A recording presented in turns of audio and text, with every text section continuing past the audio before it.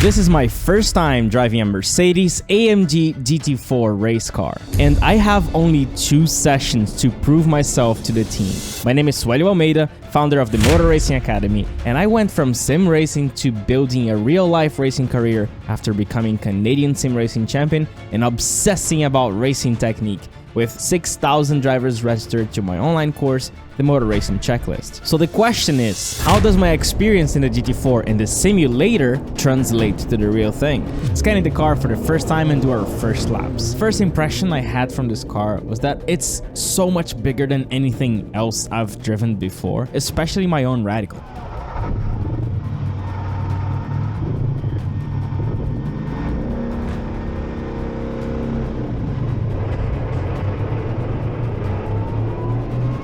I mean, just so you know, the AMG GT4 weighs 1.4 tons, which is 2.5 times heavier than the Radical, which weighs 570 kilos. So you can already expect that this thing will require a very different driving style.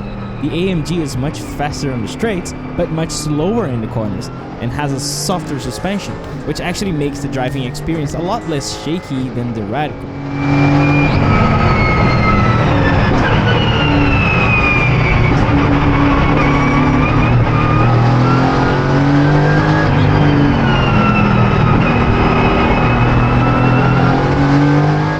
First impression is that it's actually way easier to translate my sim racing skills to the AMG than it would be to the Radical, since the Radical is such a physically demanding race car, while the AMG is a lot smoother to drive, which makes driving on the limit a lot more mental than physical, which is exactly what sim racing is. The challenge of this weekend is to get as close as possible to the lap times of the 2 drivers from this team that are testing today.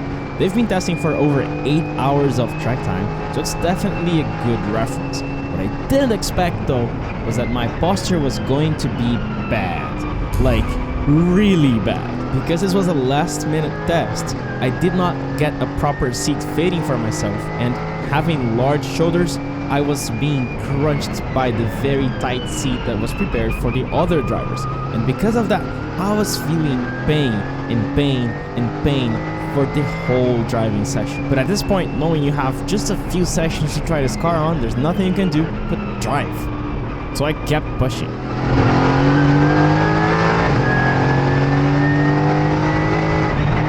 For the first session, I was on very used tires, which is generally what you do when you test a new car. The teams always give you the worst tires possible, just because 1, you're not gonna be pushing that much, and 2, it's gonna be a very good training opportunity for you to see how the grip is, especially when you're not pushing, and then when you get new tires, you actually perform even better.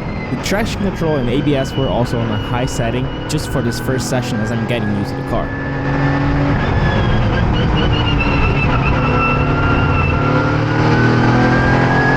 Towards the end of the session, the pain was getting worse and worse, but I was actually still improving my lap times and getting faster and faster until I started overdriving the car a little bit too much, and every time I did a little mistake, the adrenaline would go down and the pain would come back, and I would have to just try to rest a little bit on the straights before the next corners. At this point, it was so bad I could barely hold the steering, so I was actually just lifting my hands and relaxing a little bit, and at this point, I just realized I needed to stop the session.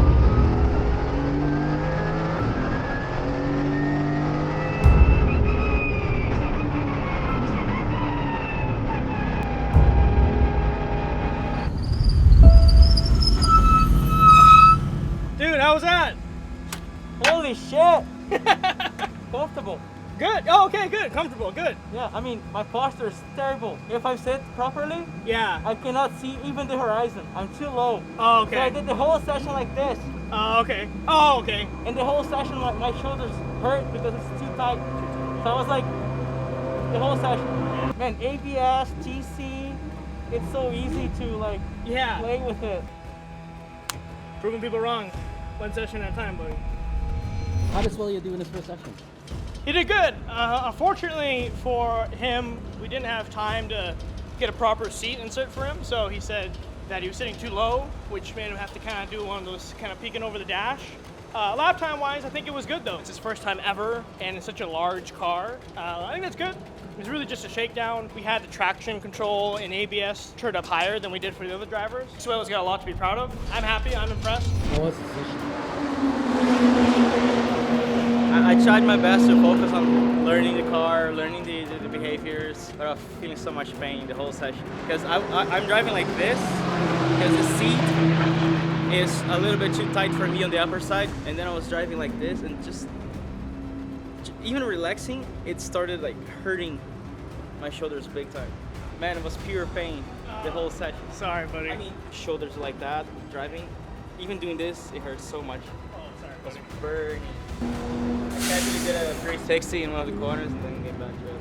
You did 360s? I was like, what are you saying? I'm hoping that you can do like a 13. I'm sure you have a number higher than what I'm gonna say. Hey, it's so comfortable to drive. So like, Well, we can adjust it. yo, let's go, let's have fun. You know, it's not that radical. It's a weird feeling to drive in a GT4 car, but at the same time, it's like, it's actually close to what it feels in iRacing. Like, it felt like I knew the car. Of course, as soon as I fix those things, get a much better posture. You guys are already tired of hearing that, like, I say, like, posture is important, is important. This is one of the examples. Like, I think if I had a better seat fading and I could see, I would probably have done like at least 2 seconds faster on my first session, because that was really occupying my mental space, you know, like, hey, it sucks, it hurts, but taking that apart, it was just gorgeous. I'm like, so cool, so big and heavy, like fighting the bumps, and the ABS is there, so it feels a lot more comfortable. You're not like panicking that you're going to lock up all the time, so you can brake a little bit later and the car like starts dancing with you on exit. The power is there, the torque is there, the throttle response is amazing, the brake response is amazing, so the shifting is like perfect. So, you know, like it's a high level experience. It's a premium experience of a race car driving. Yeah, 10 out of 10. Do you have a lap time in mind? I think if I can do a 2:13, I would be very happy. Did you take in the moment? Yeah, I did. I was just like, holy shit, it hurts. No, joking. Like, I did enjoy it. What's your goal with the AMG after Radical? I'm gonna be racing for the rest of my life, man. I'm open for whatever shows up. Did it feel faster compared to Radical? No, it's slower. It's actually slower. So it's actually, let's call it a less intense experience than a Radical. It's a totally different driving style, but it's more comfortable. Like I could drive this for 3 hours for sure. Sounds sexy too. Yeah, it sounds so nice, man. Yeah, inside the car, it sounds amazing. Now it's time for the last session of the weekend, and I have one goal: to do a 2:13 lap time. The reference lap from one of the drivers that is a GT4 SRO champion was a 2:12.0. So here's my full lap, and then you let me know if that looked like less than 2 seconds off a pro driver.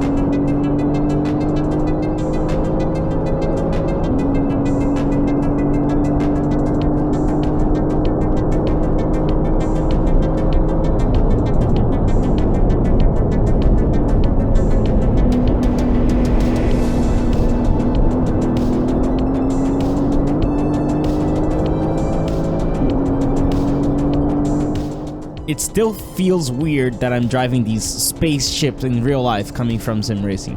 But there's a lot more to come. Next up, we travel to Germany to race freaking prototypes.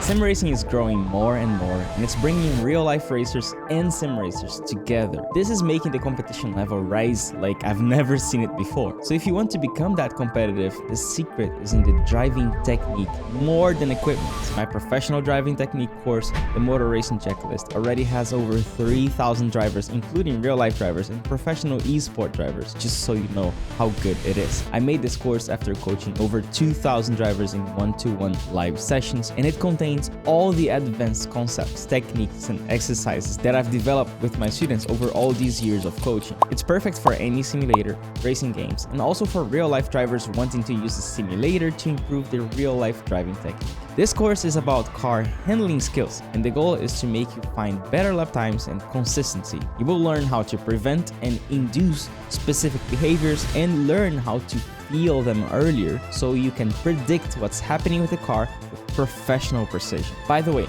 this course has a money-back guarantee with no questions asked. So if you don't improve, you get your money back. And you can join my Discord to read reviews and ask any questions. Join the course now and I will see you on track.